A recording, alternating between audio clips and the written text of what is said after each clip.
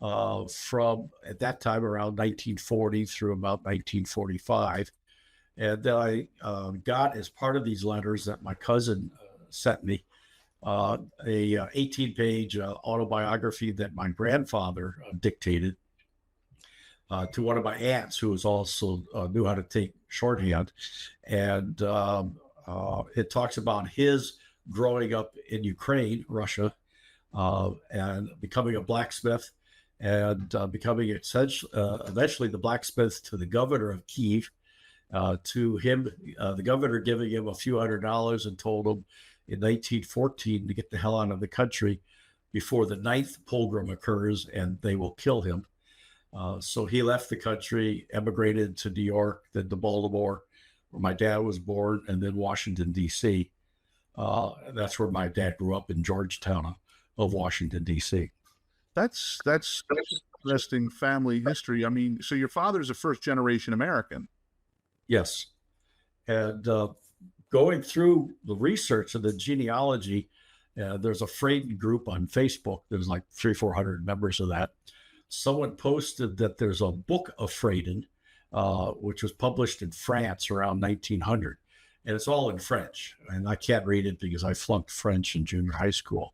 So I ran it through Google Translate and found out that my grandmother left Spain in 1492. She was probably looking for Columbus. Missed the boat. Yeah. But in actuality, there was a Inquisition in Spain where they're telling the Jews either get out or we'll kill you, or convert to Catholicism. And she was traveling north through southwest France with some of her family, I assume, and they got surrounded by a bunch of robbers. And this gallant man on horseback came out with a sword and a few of his friends and drove off the robbers and fell madly in love with my grandmother. They got married, and later generations became the mayor of Lyon, France. Another member of the family opened the Fradin winery, which I think is still there. I've been trying to get a case of that. Others served. One became a lieutenant general in Napoleon's army, and another one was knighted a duke by the king of France at the time. And under France rules of aristocracy, if someone in your family is a duke, it's handed down to all the male generations. So therefore, I'm a duke. And then someone reminded me that in the French Revolution of, what was it, 1870 or 80 or something like that, they eliminated all titles. So I ignore that. As far as I'm concerned, that never occurred. So I'm a duke. And if you want to get a copy of Letters from my Jaime, you have to search for Duke David Fradin on Amazon. And it was so important that I called my daughter up and said, a few years earlier, I got appointed a distinguished professor in a university in India. So I called her up and I said, Michelle, I just found out I'm a distinguished professor. Can I now get a little bit of respect? And she said, no.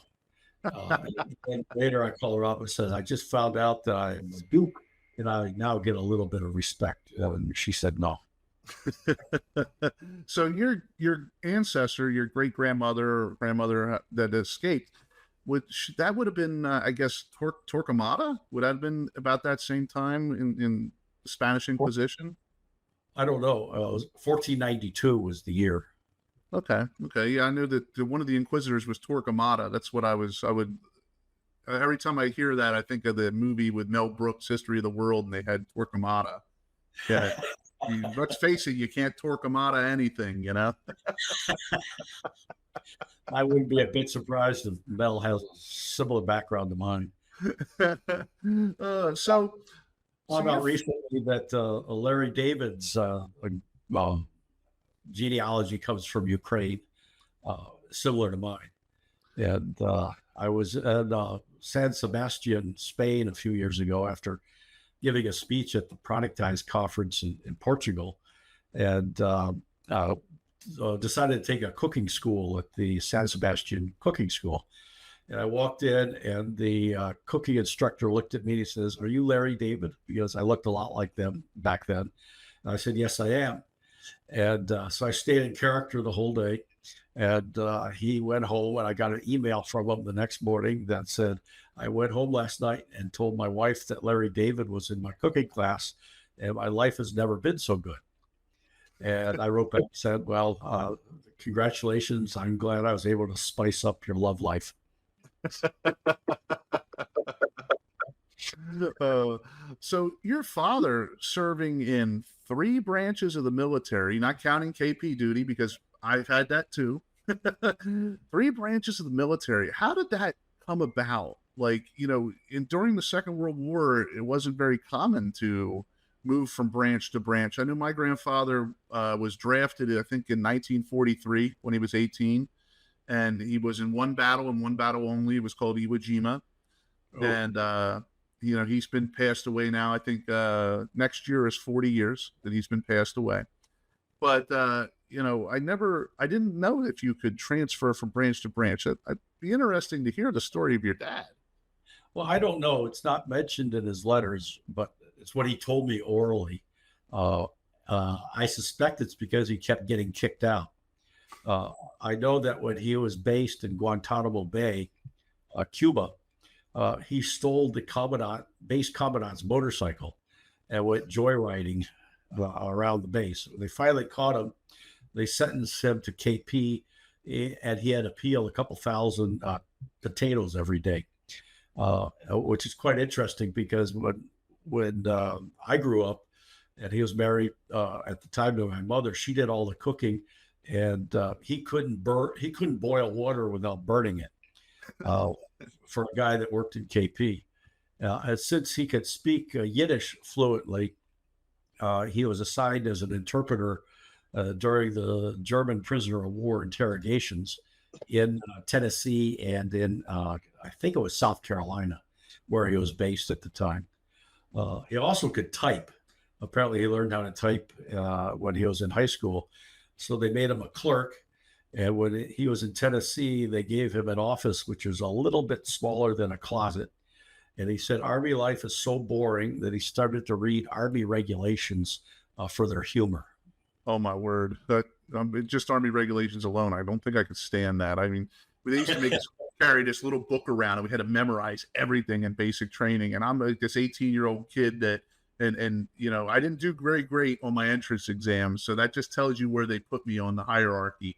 And they made us memorize this book, and I was like, "Oh my God!" And I couldn't memorize it, so I couldn't even imagine enjoying reading regulations for the life of me. Well, your mention of Iwo Jima, he was in the Marines and one of the assault groups. My grandfather was in the 5th Marines, 23rd Regiment. He was a 50 caliber machine gunner.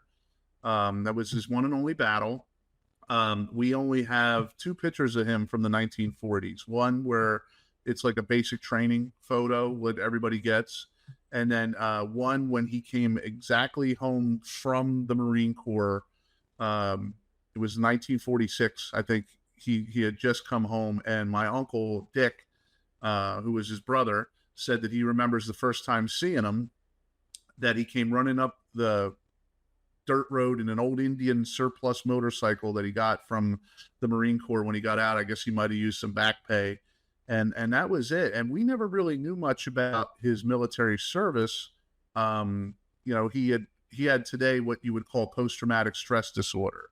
And, he had been in and out of a lot of legal trouble when he had came home from the Marine Corps. And I remember my dad saying he wasn't really close with his father. And it wasn't until after he passed away that my dad and my Uncle Eddie sent away for his records. And that's how we found out he was at Iwo Jima. And he never really spoke much about that.